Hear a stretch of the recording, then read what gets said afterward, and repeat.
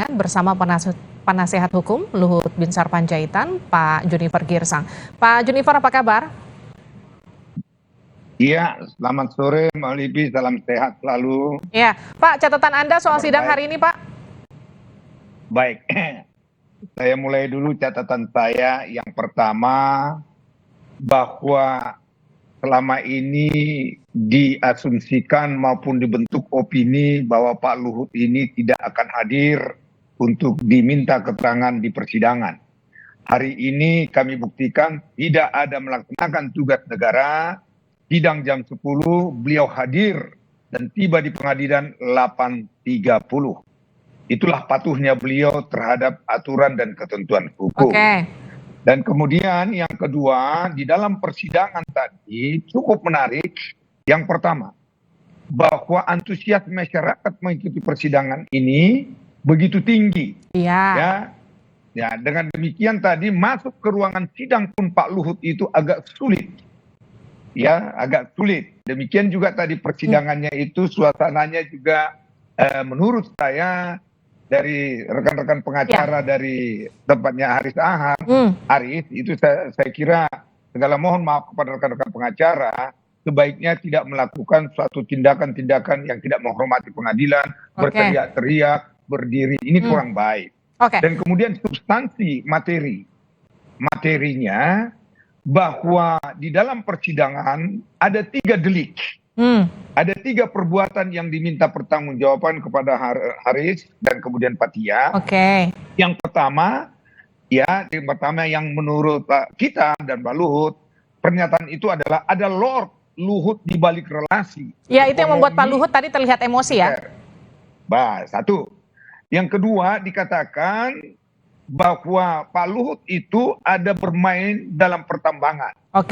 Yang kemudian yang ketiga dibuat kesimpulan bahwa saksi-saksi yang ada di daerah pertambangan, kemudian purnawirawan TNI yang mengambil keuntungan untuk mendapatkan konsesi eksploitasi gunung emas adalah merupakan penjahat. Ini ketiga delik ini sudah disampaikan oleh klien kami bahwa itu tidak benar sama sekali. Yang pertama dijelaskan begini, bagaimana saya dikatakan bahwa relasi ekonomi operasi militer sementara saya ini tidak aktif lagi. Ya, sudah 20 tahun saya sudah pensiun dan tidak mungkin. Apakah ada bukti bahwa saya menggerakkan ataupun ada di balik relasi keadaan-keadaan pengerahan TNI ataupun ekonomi di sana? Itu satu. Yang kedua, masalah bermain tambang. Beliau katakan, saya tidak ada punya konsesi dan tidak ada iup di Papua. Nah, ini kan izin saya potong ya. Ini kan soal yang tadi kemudian korelasinya disebut penjahat. Tapi kan Pak Luhut ketika ditanya tidak bisa menjelaskan kapan Haris dan juga Fathia sebut Pak Luhut itu penjahat, Pak Junifer. Ada. Jadi itu tadi dikatakan, kalau ditanya alur dia podcast, tentu beliau lupa dong. Ya, di alurnya mana bisa kita ingat. Tetapi itu ada di podcast. Nanti ada saksi yang menganalisa, ada tim yang menganalisa, dan itu nanti akan disampaikan, dia akan diperiksa. Kata penjahat itu memang ada. Memang ada ya? Ada. Nah, sekarang pertanyaan saya selanjutnya nih Pak Junifer, yang juga menarik, itu kan soal pernyataan Pak Luhut ketika Pak Haris disebut meminta saham. Koreksi saya kalau salah ya Pak. Yang kemudian dinyatakan begitu tadi di persidangan. Memang sebetulnya ada saham apa yang diminta? Baik, terima kasih Mbak Livi. Ini juga menarik. Akhirnya kita bisa mengambil suatu kesimpulan.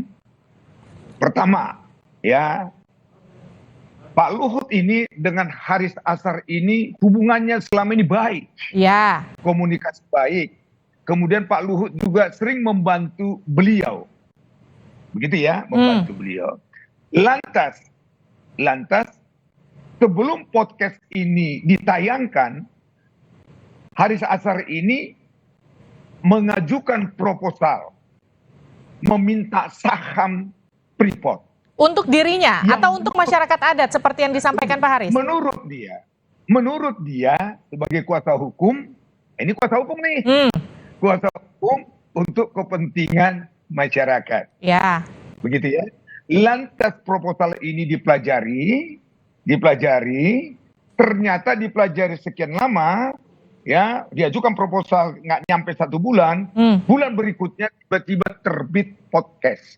Disinilah Pak Luhut bingung, ada apa nih Haris? Tapi proposal itu apakah mencantumkan keuntungan pribadi untuk Haris Azhar, Pak Junifer? Ya tidak, tetapi itu kan diajukan peminta saham. Pak Junifer, izin saya potong dulu Pak Junifer. Ini saya mau menjelaskan dan juga memutarkan pernyataan dari Pak Haris yang menyatakan ini sebetulnya adalah bagian untuk masyarakat adat. Saya izin putarkan dulu ya Pak Junifer ya. Silakan. Saya minta saham. Saya sebetulnya keberatan. Bahkan semenjak ini karena dipasang live, HP saya banyak dapat serangan orang ngeledekin saya nggak tahu kenal siapa. Tapi intinya begini, Pak Ketua Majelis Hakim. Waktu saya menghubungi Pak Luhut Binsar Panjaitan, saksi kita sore ini, itu jam 5 pagi kalau nggak salah. Saya telepon Bapak. Jam 5 pagi, saya minta waktu karena saya sebagai kuasa hukum masyarakat adat yang nama organisasinya yayasannya Sinwarok, orang-orang di Amungme, yang tadi Pak Luhut bilang, saudara saksi bilang betul, itu yang hidup di sekitar wilayah lokasi tambang Freeport. Kenapa saya hubungi Pak saudara saksi waktu itu? Karena saudara saksi adalah Menko Marves yang kurang lebih setelah saya pelajari bertanggung jawab. Ya, tanggapan Anda Pak Junifer? Ya, ini kan pernyataan dari beliau, tapi simpel logikanya gampang. Ya. Pertama begini ya, saya mau sampaikan. Ini diskusi kita dan analisa kita dengan jaksa. Hubungan mereka ini kan baik. Yes. Komunikasi baik. Ya toh, baik. Siapa Pak Luhut dia tahu. Dia tahu. Tiba-tiba ada podcast ini memfitnah, menyudutkan nama baik Pak Luhut. Jadi pertanyaan ini ada apa? Pertanyaannya kan ini ada apa sih? Ini Pak Luhut ini juga bingung. Makanya pada saat itu Pak Luhut minta kepada saya, ya toh, Pak Junifer, tolong kirim somasi bahwa dia itu salah informasi dan dia minta maaf ketemu dengan saya. Ya, karena ada hubungan baik ini. Tapi justru bukankah kalau hubungan baik kenapa harus dibawa ke ranah hukum? Kenapa nggak ditelepon atau di WhatsApp aja Pak Haris untuk datang ke rumah? Tunggu dulu. Baik, makanya Pak Luhut stafnya pertama-tama menghubungi Haris Azhar, kamu salah. Tolong dong kamu minta maaf sama Pak Luhut. 2 kali dihubungi oleh stafnya beliau, yaitu Jody dengan CS. Ini nggak mempan.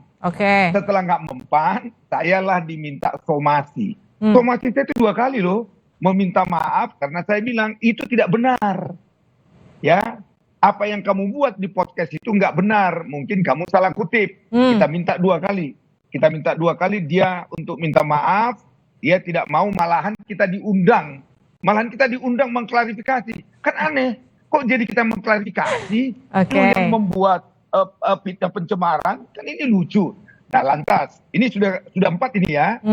Yang kelima, sewaktu mediasi, kita hadir 2 kali. Dia nggak datang. Akhirnya Pak Luhut bilang, harus saya dihargai. Harus patuh kepada hukum.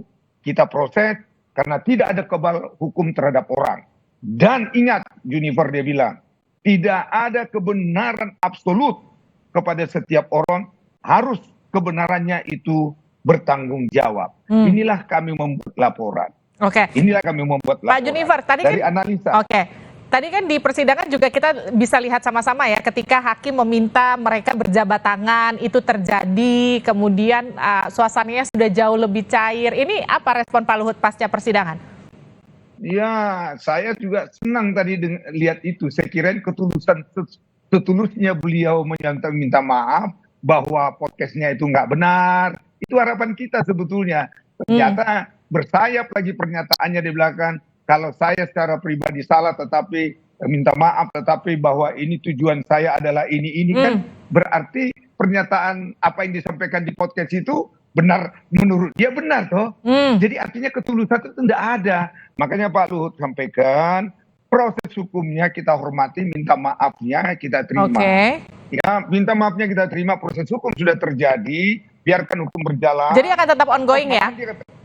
Iya, malahan Pak Luhut katakan harus ada kepastian supaya orang tidak menyatakan menegakkan hukum, menegakkan hak asasi, tapi melanggar hak asasi. Pak Junifer, ini kan Pak Haris juga sempat menyebut ia sebetulnya tidak berniat untuk menyerang pribadi seorang Luhut Binsar Panjaitan. Tapi sebelum Anda komentari, saya mau putarkan dulu pernyataannya. Saksi Pak Luhut, saya nggak ada niat mau nyerang pribadi, nyerang Bapak nggak. Bahwa Bapak merasa bahwa ini terserang secara pribadi, ya saya minta maaf sampai di sini. Tapi apa yang saya sampaikan, pertama saya broadcasting dan saya memilih topik dalam YouTube saya itu saya punya standar. Nah teman-teman ini laporannya saya baca pada 3 aspek Pak Saudara Saksi Pak Luhut. Ketiga, satu soal isi laporannya, yang kedua sudah dipublikasinya, yang ketiga ini pribadi atau bukan. Karena waktu saya ngelola YouTube saya, banyak orang datang punya kepentingan pribadi, Pak Majelis, minta bayar saya, mau bayar saya, tapi saya juga nggak mau, karena saya punya batasan-batasan. Ya, baik. Saya juga punya constraint tekanan pada diri saya, karena yang saya bahas ini adalah orang-orang yang... Tanggapan Anda Pak Junifer? Ya, jadi kalau dikatakan tidak serang pribadi, kalau kita baca memang fitnah pencemaran itu pribadinya yang diserang. Makanya Pak Luhut bilang jejak digitalnya ini nggak bisa hilang. Seandainya tadi dia katakan bahwa saya, ya ini kalau dikatakan tadi saya minta maaf terhadap podcast yang sudah tersebar, ya, saya kira Pak Luhut juga menyatakan dengan demikian. Berarti apa yang dikatakan itu adalah tidak benar. Ya selesai. Tapi saya lihat kok bersayap gitu loh. Saya juga bingung. Ini kawan ini tulus enggak sih?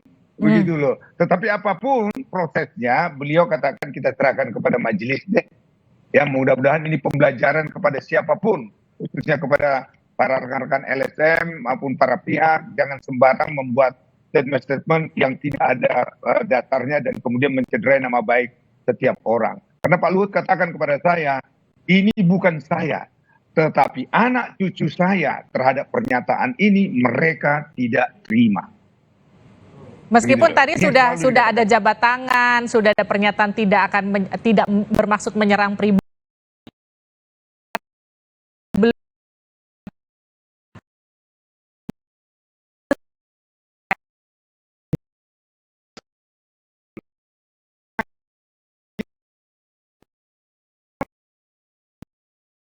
Dengan ini nggak tahu lawyer dari dari rekan saya Azhar itu sebenarnya harus cermat itu. Kalau hakim sudah menyatakan menganjurkan kamu minta maaf, kan begitu kepada Azhar.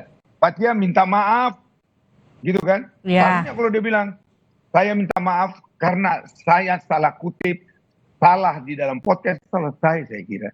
Tetapi bersayap lagi dikatakan Pak Luhut juga bingung ini minta maaf atau apa ini gitu kan. Tapi artinya gini, kalau memang setelah tadi di persidangan sudah maaf-maafan tapi masih belum clear, tapi kemudian nanti pasca persidangan taruhlah akan ada maaf-maafan part kedua, apakah kemudian akan selesai kasusnya? Ya tentu itu bisa meringankan beliau dan tentu dengan demikian saya kira Pak Luhut juga menerima sebagaimana dari awal. Ya, Pak Luhut ini sangat baik orangnya, jiwa besar, saya tahu persis. Bayangkan 6 kali ditunggu loh minta maafnya itu, 6 kali. Tapi dia bilang, aduh kok begitu ya. Kok begitu dia ya, sampai begitu berkali-kali ngomong sama saya.